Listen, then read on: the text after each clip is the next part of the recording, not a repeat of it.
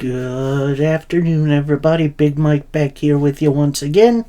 Welcome back to Big Mike Talks, where today I give you my full recap of a Ring of Honor Death Before Dishonor.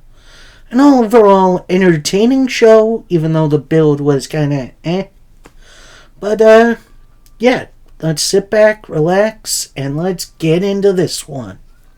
Where we start off with a little lucha libre action as Commander is taking on Gravity in what was a very good, very well-paced lucha libre match where the winner via the Rana off the top rope, Gravity, gets the big win, and it has been revealed that on Dynamite this coming week, Gravity takes on the man that Gravity forgot, Pac. And yes, that joke was made.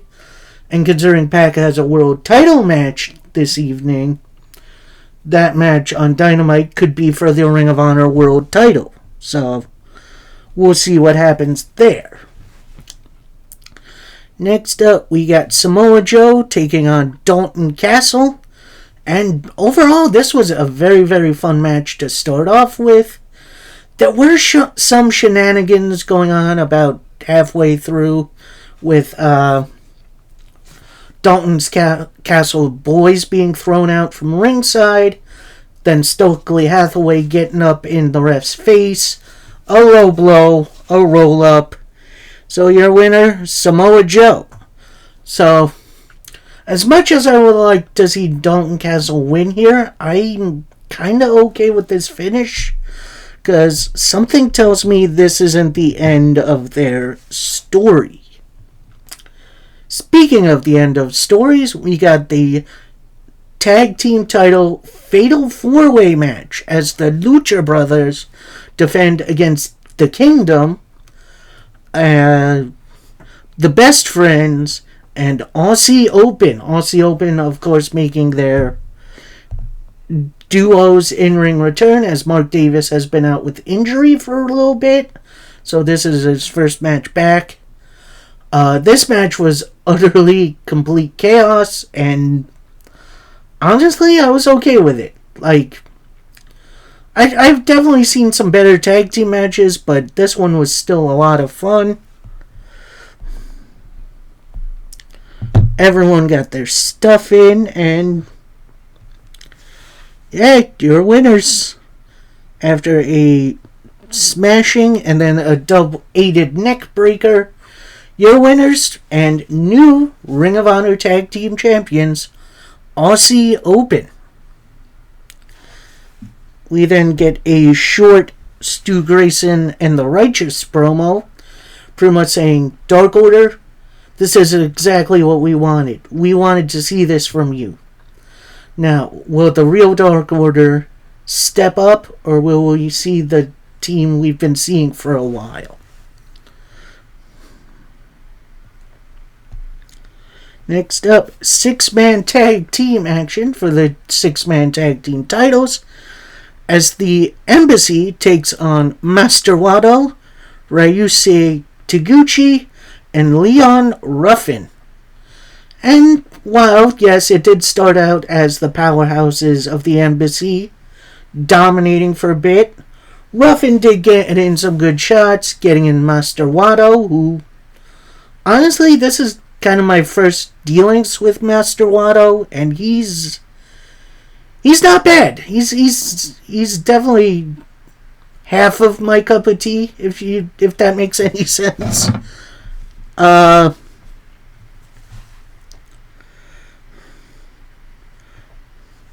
So, yeah, pretty chaotic match, but after a crossbody, a backbreaker, and a big old triple powerbomb, you're winners and still Ring of Honor 6-man tag team champions, the Embassy. Which leads right into one of the bigger matches of the evening for the Ring of Honor Pure title. It's Daniel Garcia versus Katsuyori Shibata. And Honestly, this rematch lived up to the hype. I think it was better than their first outing against one another. Lots of taunting from Garcia, trying to play some mind games with Shibata. Of course, Shibata doesn't fall for it because, he knows what he's doing. Then, after a sleeper, into the penalty kick, your winner, Katsuyori Shibata, still Ring of Honor Pure Champion. Next up, we got the 6-man Fight Without Honor. Basically a street fight / no DQ match. You have the Righteous, which is Vincent, Dutch, and joining them, Stu Grayson, taking on the Dark Order, which is Evil Uno, Alex Reynolds, and John Silver. And during their entrance, Silver and Reynolds had their original masks from when they, first got started, which is a nice little throwback to when Uno and Grayson were recruiting them. And honestly, these guys hit each other with just about everything. Chairs, tables, thumbtacks. They brought out the Legos, which is, if you know, stepping on Legos sucks. There was at one point where Vincent body slammed Evil Uno into a mixture of thumbtacks and Legos. So seeing them sticking out of Uno's back was just, oh, that's gotta hurt. I don't care who you are. And then that just left Evil Uno and Stu Grayson.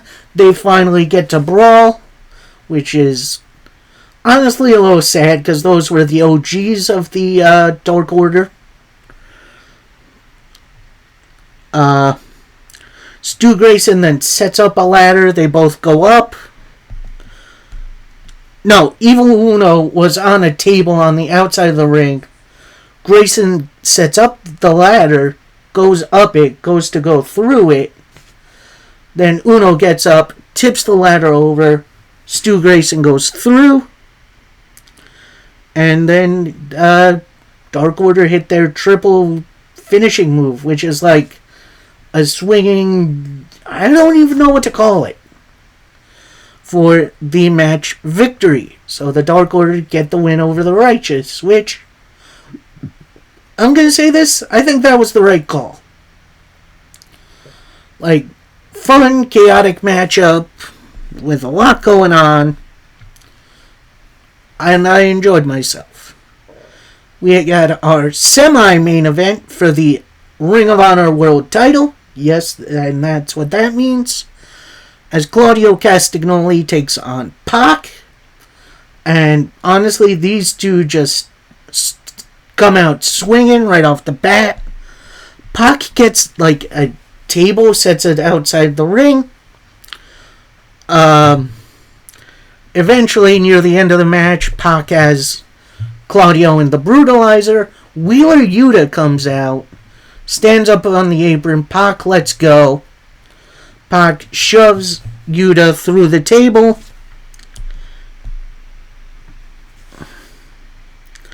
And then a Ricola Bomb for the win and the retention. So still your Ring of Honor World Champion, Claudio Castagnoli. Post-match, you got a little beatdown from the Blackpool Combat Club members, Claudio and Yuta.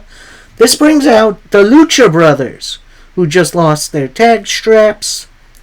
And the three of them start brawling with the Blackpool Combat Club.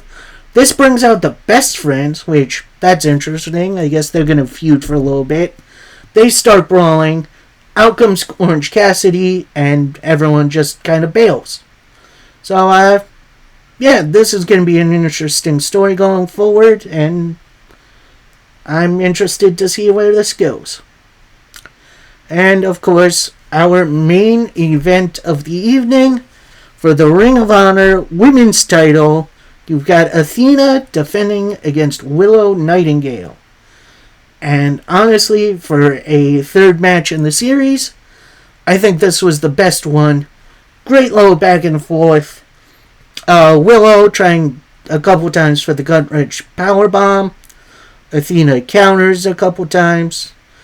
Willow kicked out of an O-face, which is... You don't see that often. So, that's cool. Then, speaking of, Athena hits the O-face, locks in the crossface. However, Willow doesn't submit, but she passes out in the move. So, as much as I would like to see Willow win the Ring of Honor Women's title, I'm okay with Athena retaining here. She has been, honestly, the best thing on Ring of Honor TV. No offense to any of the other talent. But Athena's been absolutely killing it. Maybe it's not quite her time to lose the title yet. So, overall, very entertaining show. Can't wait to see what's next for Ring of Honor. But we know what's next coming for the rest of the wrestling world. You've got AEW All In from London, England. That should be a fun one. AEW All Out like a week later. We've got Multiverse United, the Impact New Japan joint show. NWA 75 is coming. We got SummerSlam, so look out for that coming up. And yeah, Friday should be my update video for the first part of the week in pro wrestling. I will update you if it's not, because, like I said, that day I have a doctor's appointment. So, yeah, we'll see. And until next time, happy wrestling, everybody. Peace.